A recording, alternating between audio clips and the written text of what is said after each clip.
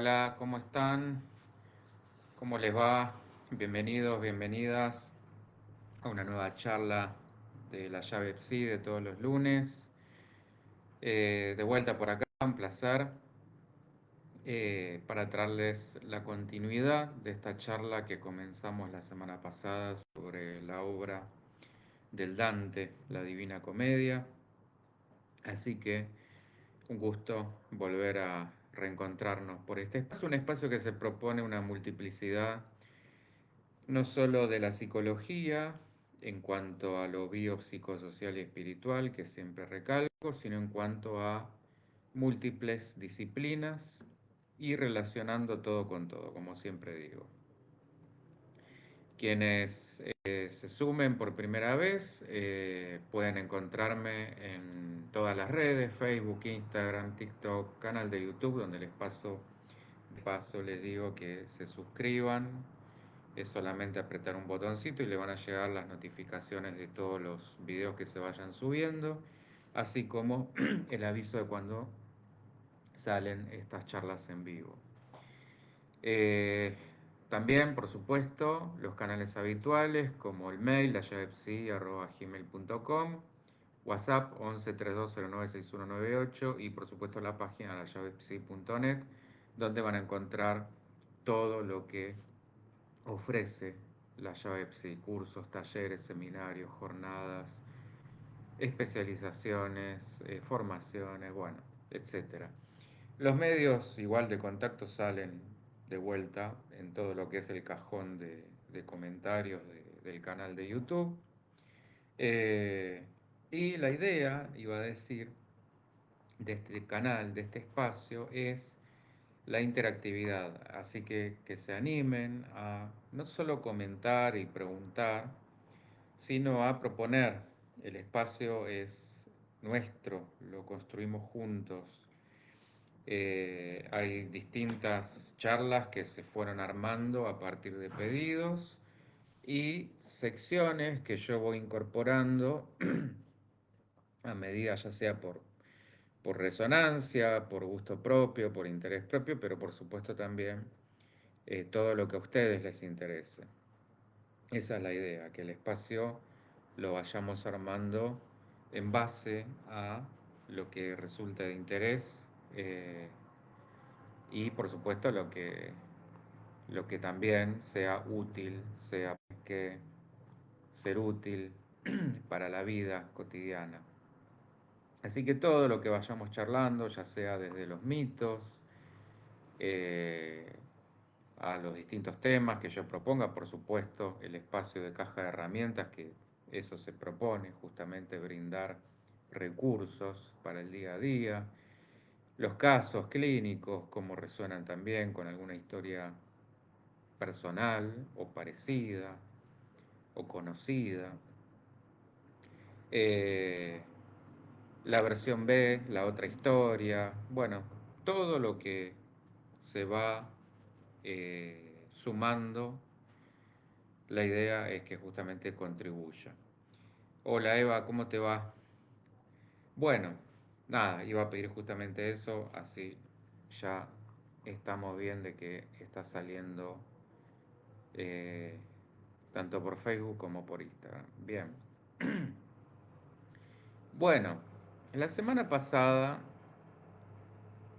yo comencé haciendo un breve esbozo, vamos a decir, de lo que fue em, una introducción a la parte simbólica, una somera descripción y puntualmente, en eso sí me extendí mucho con el tema de el infierno. Acuérdense que la obra está dividida en estos tres tomos: infierno, purgatorio y cielo.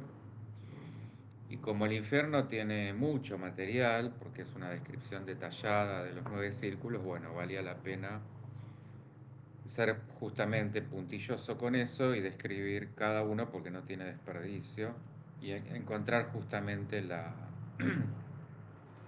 parábolas dentro de cada uno. Hola Maros, ¿cómo va? Tanto tiempo. Así que hoy voy a continuar por donde habíamos dejado, que es ya el purgatorio. Acuérdense que Dante, apoyado por el poeta Virgilio, escalan a través de Lucifer y salen, digamos, del otro lado del hemisferio a una isla que es esta, la isla del Purgatorio. Y que no deja de ser otra montaña con una cima plana. La montaña, acuérdense, siempre es una parábola. O sea, esto está lleno, una parábola tras otra. La montaña es aquello que hay que escalar espiritualmente hablando. Por eso el infierno era un cono invertido por donde uno desciende. En Málaga, visitando a mi familia, qué lindo, Maros, y perdiendo el tiempo con esta charla, mira vos, en vez de estar paseando y disfrutando. Bueno, no, me encanta. Espero que aproveches y la pases lindo, debe ser precioso. Gracias por hacerte el tiempo de estar presente. La plana, decía, tiene las laderas son simetría con el infierno. Esto es como un espejo, por eso salieron hacia el otro lado. Y por supuesto que terrestre, y este es el que lleva al etéreo. Es una zona, por supuesto, de cambio y de transición, de transformación, de purga de impurezas, de ahí su nombre. Sus 7 cornisas, de vuelta empiecen a hacer el juego con los números, representan cada una un pecado a ser redimido. Y la obra la va a describir como la montaña más alta del sur y la única que no quedó tapada por el agua. Acá también hay una simbología bastante interesante porque yo me pregunto si esto no puede ser una suerte de profecía escondida. Bueno, el tiempo dirá. La cuestión es que Dante sale del túnel infernal y da a una playa desierta y se encuentra con el vigilante del purgatorio. Salimos al antepurgatorio. Antes teníamos un anteinfierno, un vestíbulo que era como un pre-infierno, el de los indiferentes, el de los tibios, y acá tenemos un antepurgatorio, donde cada alma que llega es golpeada 3 veces en el pecho y se le escriben 7 letras P en la frente, según el tipo de pecado.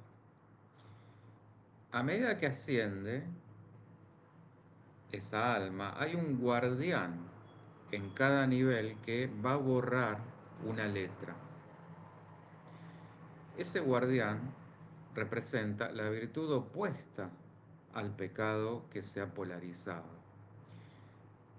Esto también responde, o es un guiño esotérico, a los arcontes gnósticos. Los arcontes que yo menciono en mi libro vienen a ser una suerte de gobernantes, cada uno relacionado con uno de los 7 planetas, que van a impedir que las almas abandonen el reino material. De alguna manera son los encargados justamente de retener a las almas en el plano de la materia, y para eso se alimentan de las emociones humanas, las emociones negativas, ¿no? Sino las emociones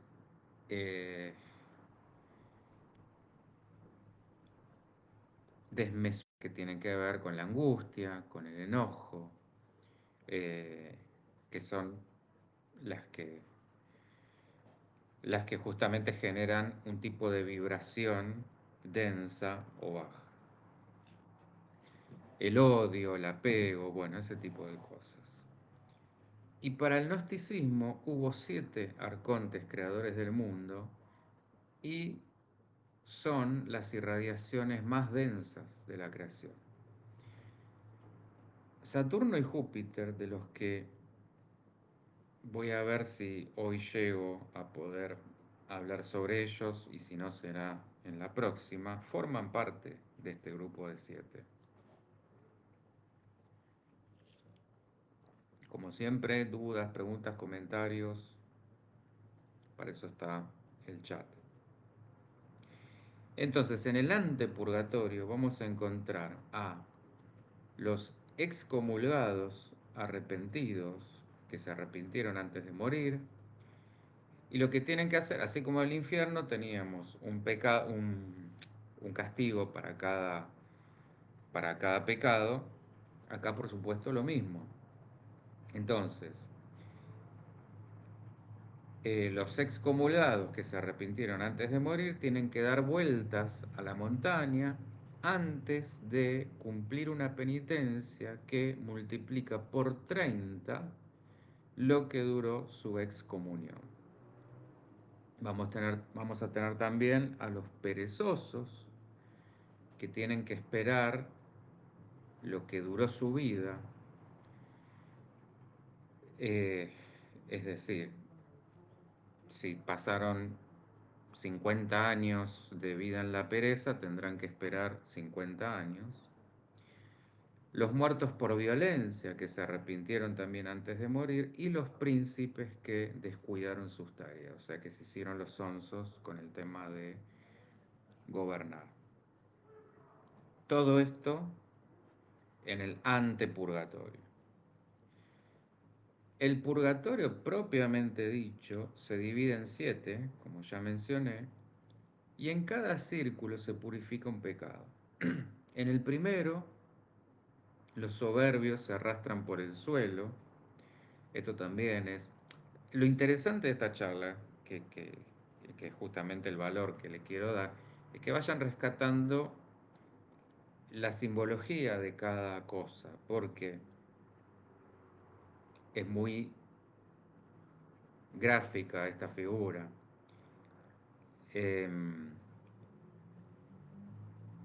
Los soberbios que se tengan que arrastrar por el suelo, como dice el dicho, de comerás el polvo, y arrastrando además grandes cargas. En el segundo, los envidiosos tienen cosidos los ojos para no desear nada del otro. Acá vamos a ir haciendo la relación, por supuesto, con todo, también con lo psicológico. En el tercero, los iracundos van envueltos en una nube de humo, como habitualmente decimos que cuando nos persigue la nube negra. En el cuarto, acá también vamos a encontrar a los perezosos, pero ya como pecado, que no dejan de correr. Es la contraria justamente a lo que no hicieron. En el quinto, los avaros, y en el otro extremo, los adinerados, van a yacer boca abajo, boca abajo al suelo, bien digo, sin posibilidad de moverse. En el sexto, y volviendo, perdón, antes de entrar en el sexto, esto tiene que ver justamente tanto por el que no quiso, por el miedo a gastar o a usar ese dinero, como por el que lo derrochó. Son como las dos caras o los dos polos de una misma moneda.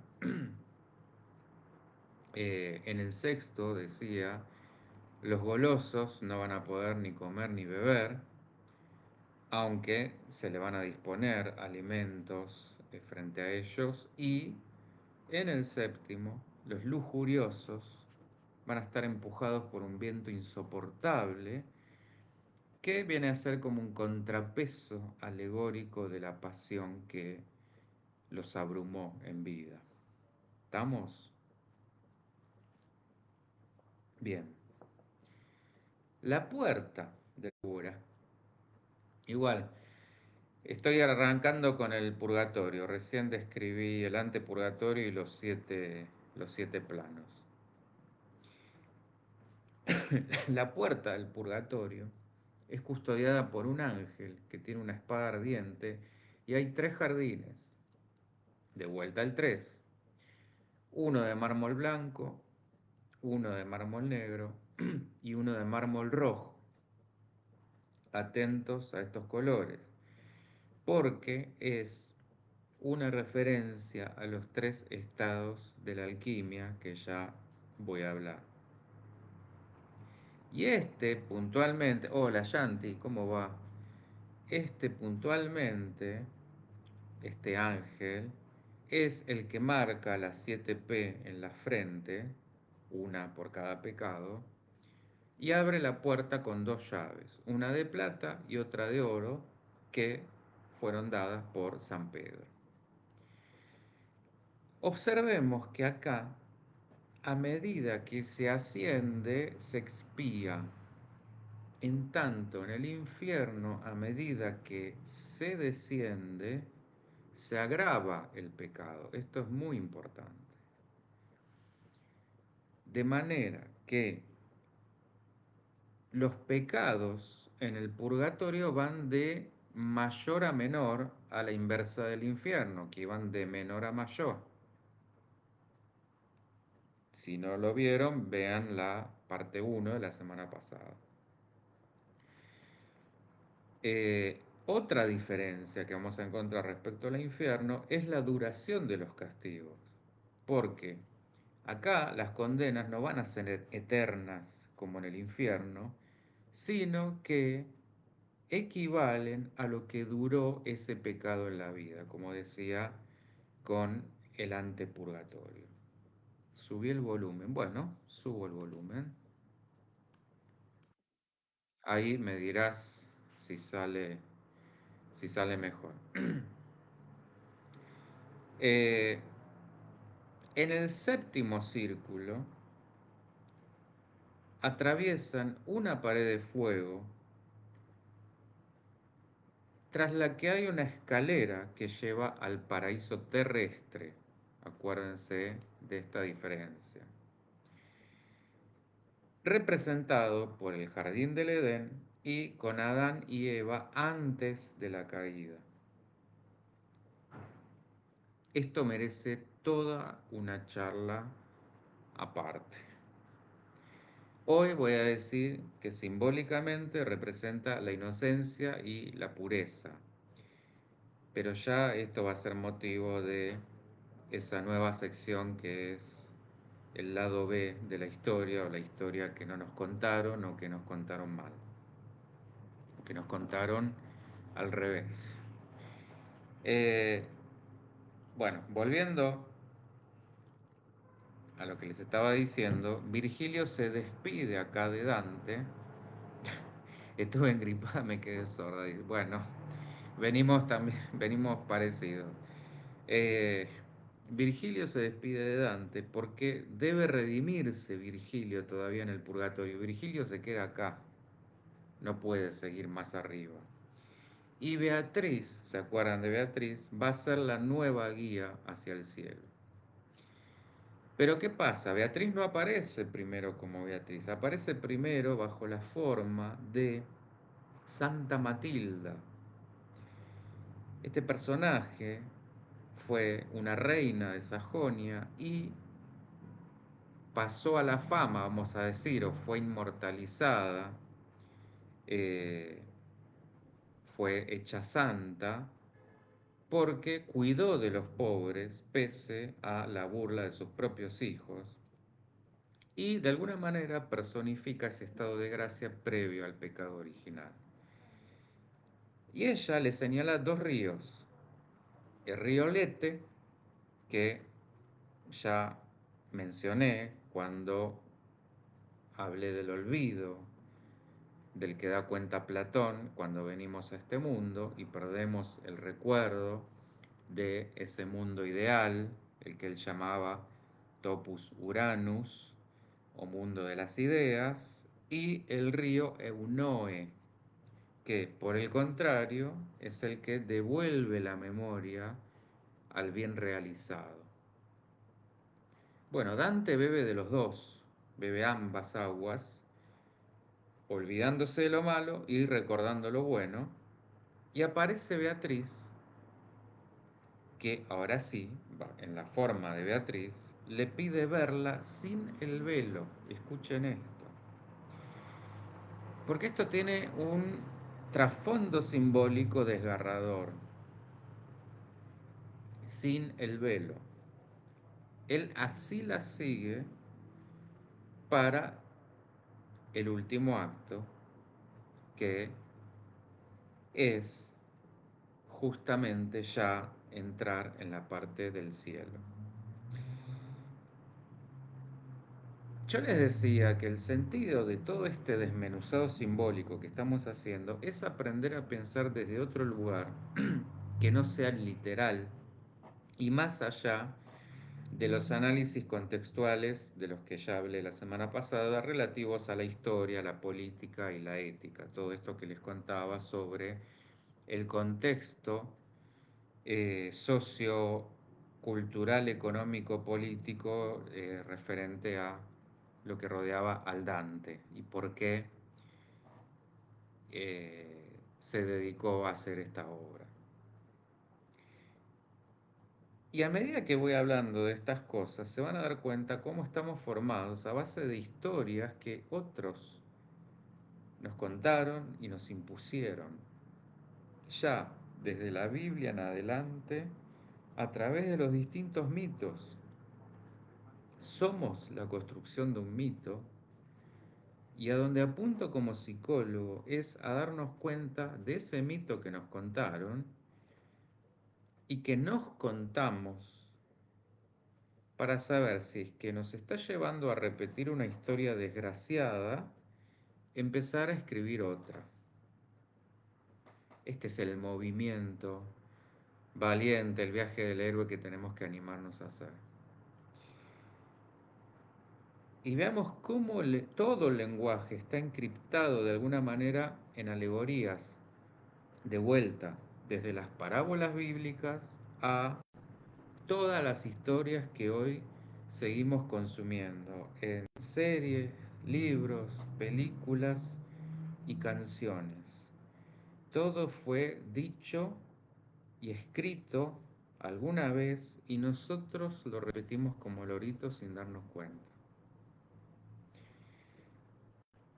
Sin darnos cuenta que estamos siguiendo el guión de otro, la historia de otro, engañándonos con que es la nuestra. El ejercicio al que nos tienen que llevar estas y otras charlas es a tomar conciencia de ese autoengaño, a despertar como hizo Dante, a correr el velo, como le dijo Beatriz, a salir de la selva oscura, a animarnos a sumergirnos en las profundidades, a transformar nuestros vicios y desarrollar la capacidad de captar ese lenguaje simbólico, de entenderlo y de trascenderlo. Bueno, quienes hayan leído como Carla el libro, mi libro, se van a dar cuenta de que trata justamente de ese mismo viaje. Eh, por eso, bueno, Shanti también, la idea es empezar a encontrar este tipo de relaciones. ¿Estamos? Bueno, ahora sí, las invito a ir al paraíso. Dante asciende con Beatriz ahora, Virgilio quedó en el purgatorio. eh, ¿Por qué queda Virgilio en el purgatorio? No se olviden que era un ateo, entre paréntesis. Entonces, eh, y asciende encadenando milagros, otra alegoría.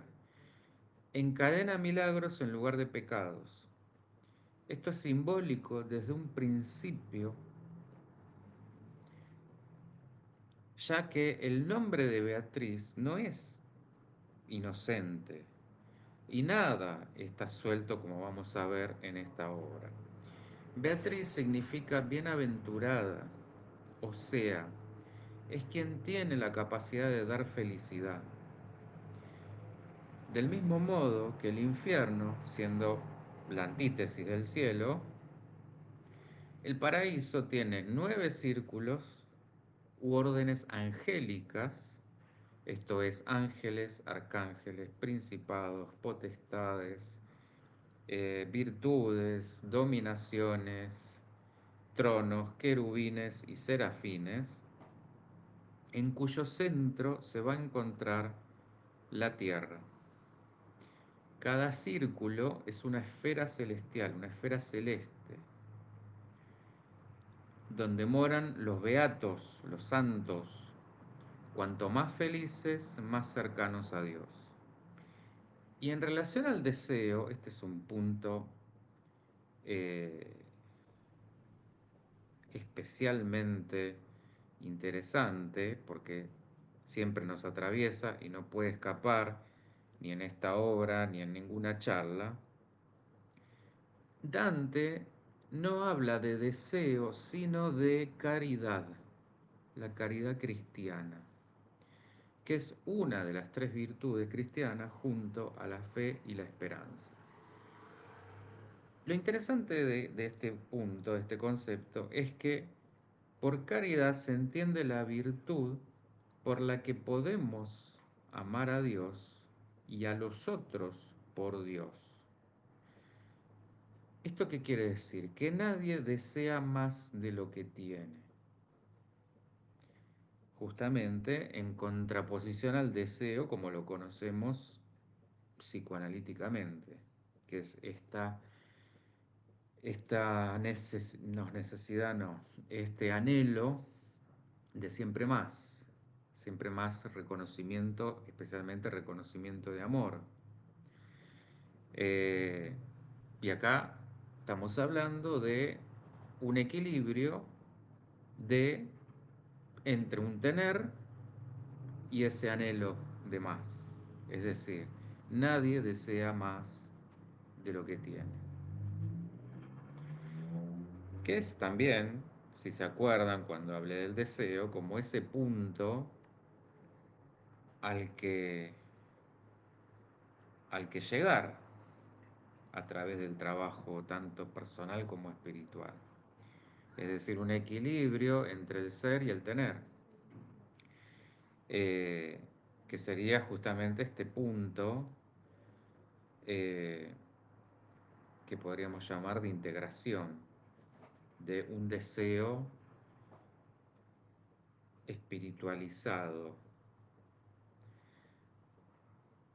Antes del primer cielo, Dante y Beatriz acá también cruzan una esfera de fuego, y el primer cielo que nos vamos a encontrar es el de la luna, que va a ser la esfera de los ángeles, donde van a estar quienes no cumplieron sus votos. El segundo es el de Mercurio, esfera de los arcángeles, donde están los que hicieron el bien, pero esperando recompensa, es decir, un bien interesado y no altruista. Fíjense acá de vuelta, a medida que vamos pasando de cielo en cielo, es como que vamos sutilizando o se va maximizando la santidad. Eh, el tercero, decía, va a ser el de Venus, el de los principados, donde están los espíritus amorosos. En el cuarto, el del Sol y las potestades, los espíritus sabios. En el quinto, de Marte y las virtudes, los espíritus guerreros. En el sexto, las dominaciones, Júpiter y los espíritus de los gobernantes justos. En el séptimo, Saturno y los tronos, los espíritus contemplativos.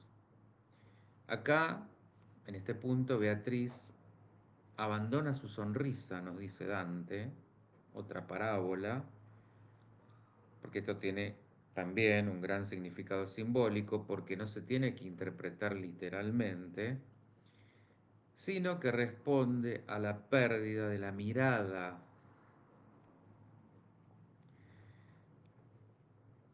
porque su mirada se pierde en la contemplación divina, se vuelve una luz cegadora y eleva a Dante a la octava esfera, que es el cielo de las estrellas fijas y los querubines, donde están las almas triunfantes que cantan honrando a la pareja arquetípica. Esto lo podemos interpretar como madre e hijo o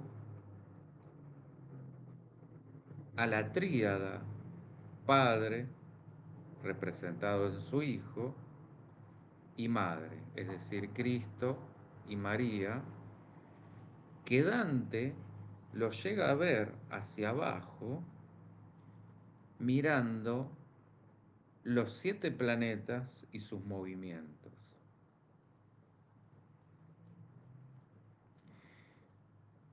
¿Por qué decía esto de la pareja arquetípica? Puede tener, por supuesto, varias representaciones. Podemos estar hablando de una pareja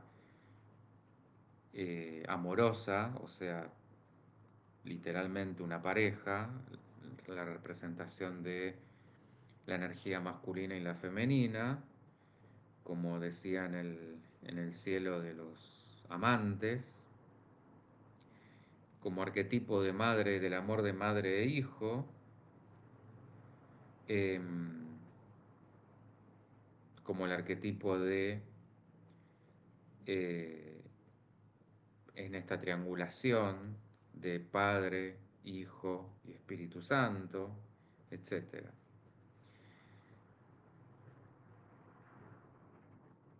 Y finalmente, Dante llega al cielo propiamente dicho, al empíreo, al primer móvil o cristalino, donde encontramos a los serafines, que es la esfera más externa, la que Aristóteles llamaba el motor inmóvil, y es donde vamos a encontrar a los serafines,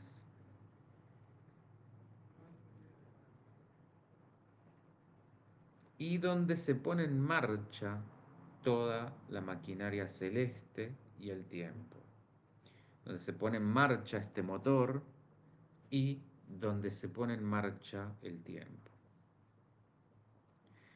Eh, Aquí es donde Dante observa un punto de luz rodeado de 9 círculos también, envueltos en fuego. El punto es Dios y a su alrededor los 9 coros angélicos, ordenados según sus virtudes. Pasado este último cielo, que perdón, yo dije el empirio, este no es el empirio, este es el cristalino. Pasado este último cielo, ahora sí ascienden al empirio, que es donde está la rosa mística, una forma geométrica en cuyos pétalos están los santos más excelsos, que son los que después del juicio final van a poder contemplar directamente a Dios. San Bernardo, acá aparece la figura de San Bernardo, que fue un abad, un místico, cofundador de los Caballeros Templarios y también un líder importante en lo que fue la reforma de la orden benedictina, es ahora quien guía a Dante en esta última etapa. O sea que fíjense, tenemos de vuelta 3 guías. Tuvimos a Virgilio, tuvimos a Beatriz, ahora tenemos a San Bernardo. Y pide la intercesión de María para que Dante pueda contemplar a Dios y sostener su mirada, penetrando en ese punto de luz donde puede ver otras 3 esferas, que es la Santa Trinidad. Esto lo deja totalmente obnubilado, deja de una vez toda razón, todo rastro de razón y alcanza la iluminación divina. Así es como termina la gran obra con el paraíso y con Dante pudiendo como mirar o contemplar directamente a Dios. ¿Estamos? Hasta acá, dudas, preguntas, comentarios. Ahora les propongo hacer un recorrido que me parece también igual o más interesante todavía, que es cómo podemos ver esto desde el deseo. Primero, tenemos que entender esta obra o leerla como un drama personal. Estamos hablando del drama del Dante, que a partir de una pérdida, que es de su amada Beatriz,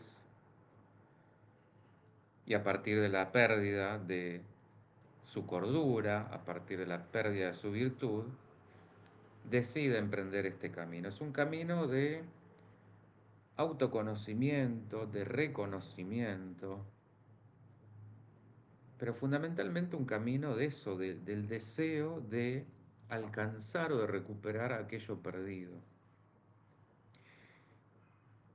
Y desde este lugar, como el camino que pone en marcha el deseo, el deseo también en este caso, del alma por el retorno a su estado original, hacia el que tiende irremediablemente, esto del retorno a casa.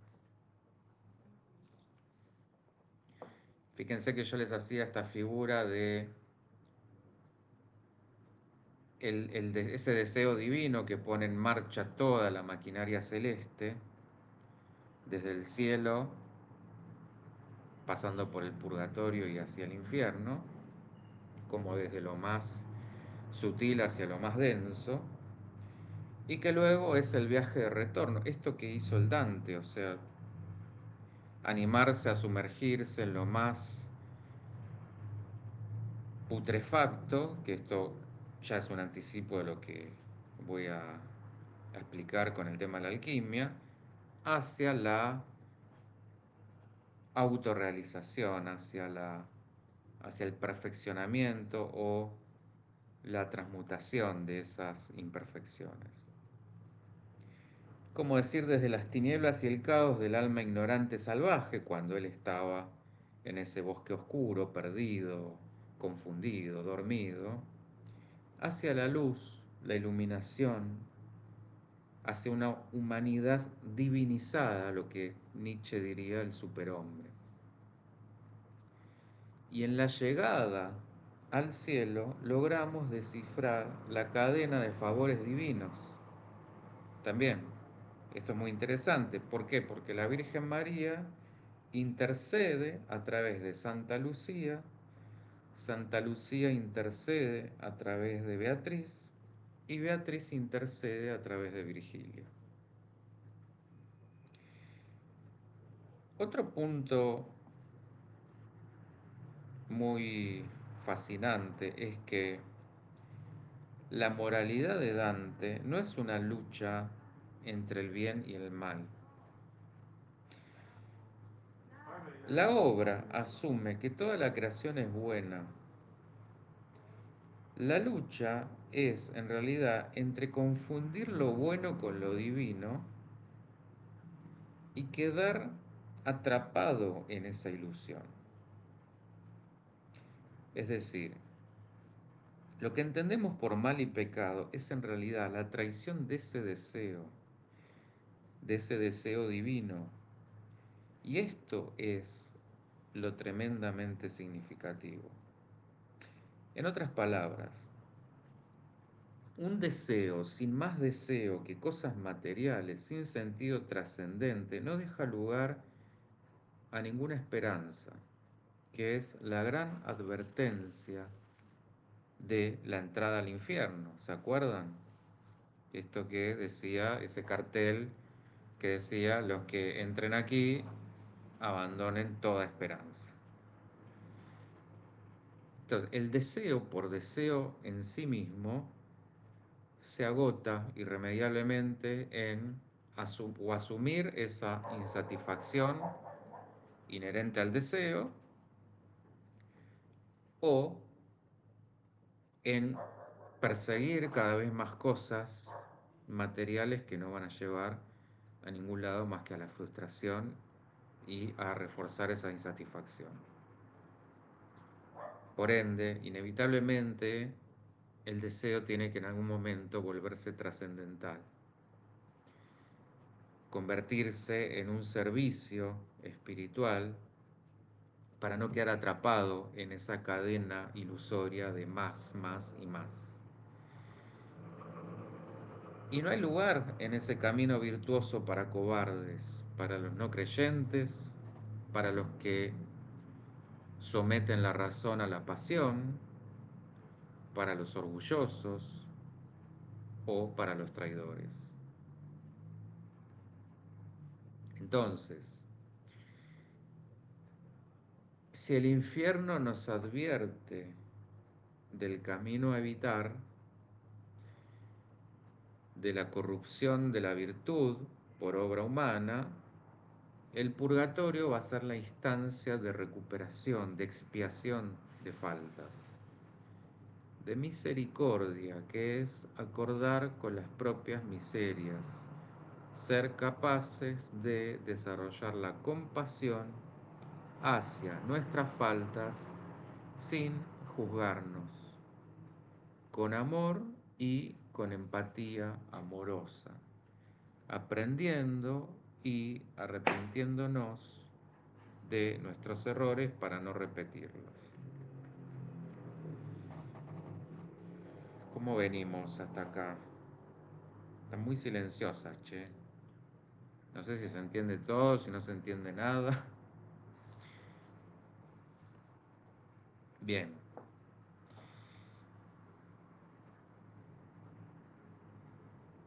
Entonces, de vuelta, si el infierno era una espiral descendente,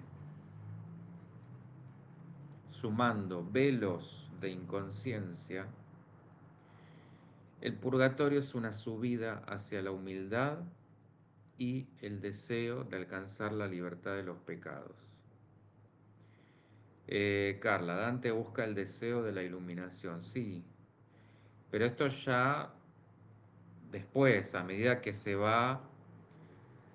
eh, que se va purificando, vamos a decir. Primero, en realidad lo que busca es eh, recuperar lo perdido.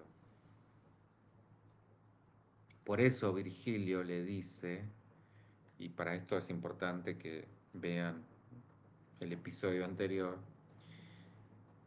porque antes de entrar al infierno, Dante ve la montaña que lleva al sol, que es una alegoría de vuelta del cielo, la iluminación.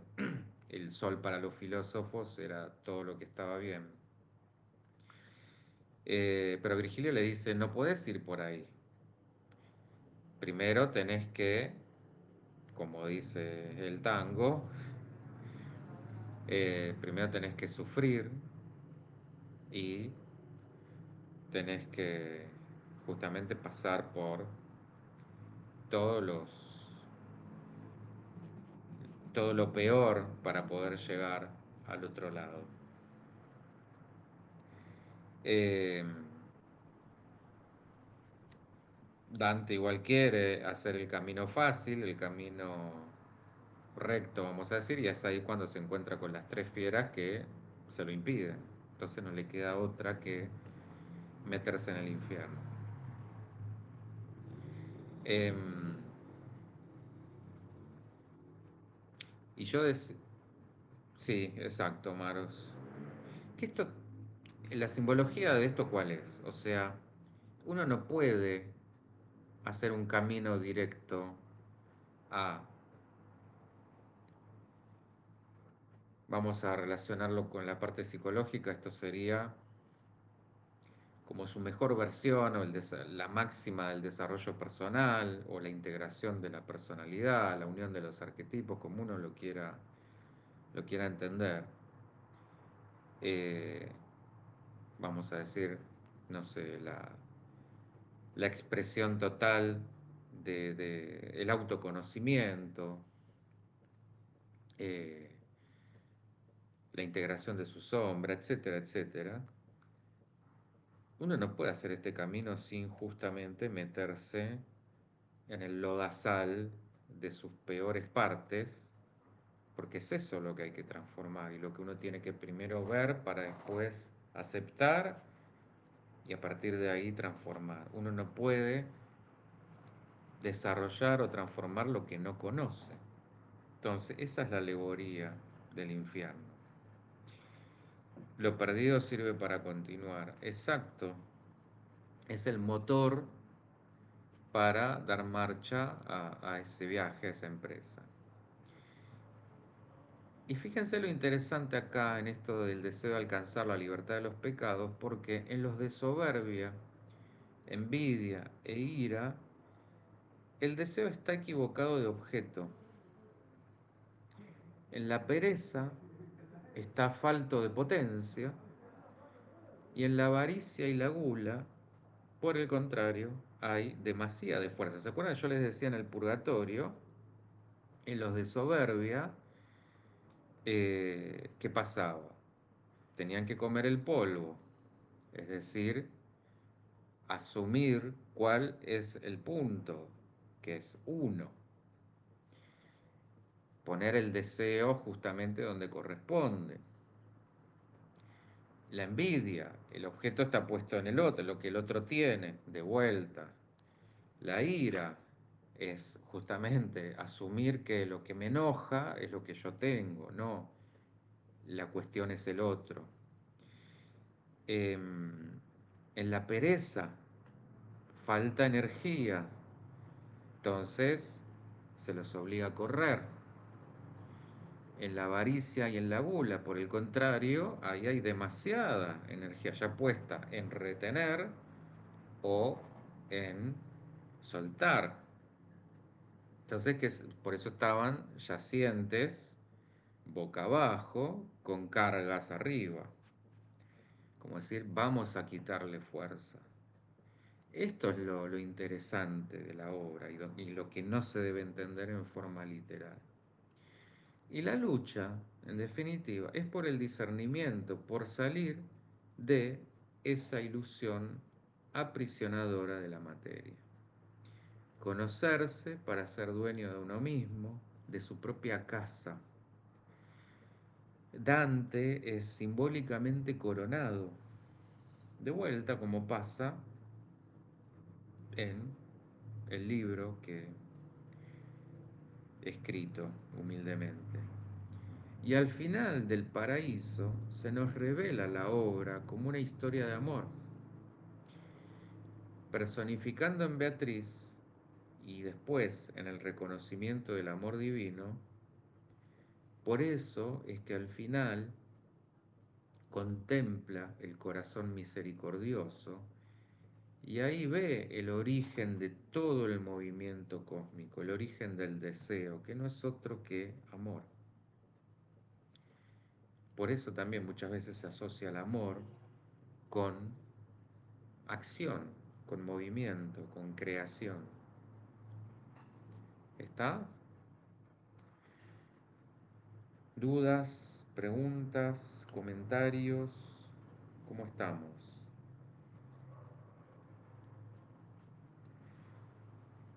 Bueno, nos queda, así como la obra está dividida en tres tomos, nos va a quedar la última parte, que por ahí es la parte más interesante, que es la parte más ocultista, donde me voy a meter con la alquimia, con la numerología,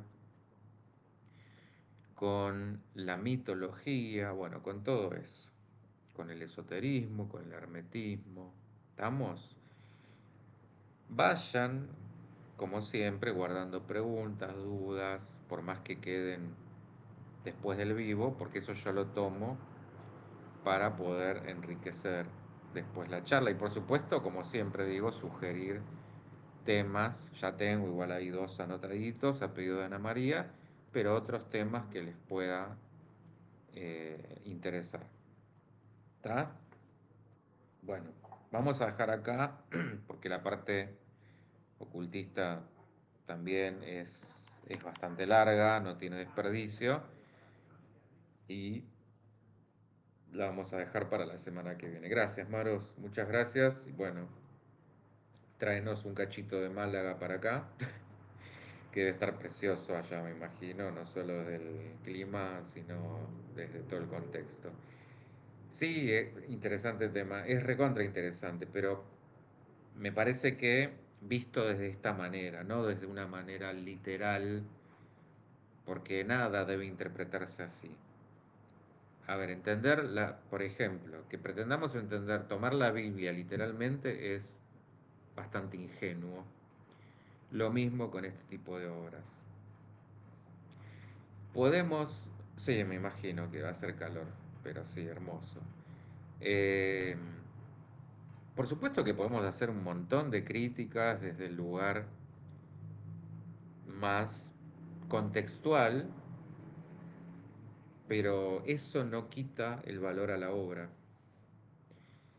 Sería como desacreditar el valor de una teoría filosófica por las adiciones de ese filósofo o sus valores en cuanto política, por ejemplo. Pero bueno, por eso tenemos que separar los tantos, que es parte justamente del discernimiento con el que siempre hincho. ¿Está? Bueno, nada. Aparte pensar eso, que fue una obra que estamos hablando de 700 y pico de años atrás, con lo cual no ha perdido vigencia. Bien, nada, será hasta la próxima, donde vamos a entrar con la parte más, creo yo, más interesante. Así que, nada, la invitación para volver a encontrarnos lunes que viene a las 19. ¿Tá? Gracias por estar ahí. Maros, pasala espectacular por todos y nos estamos viendo la semana que viene. Chau, chau.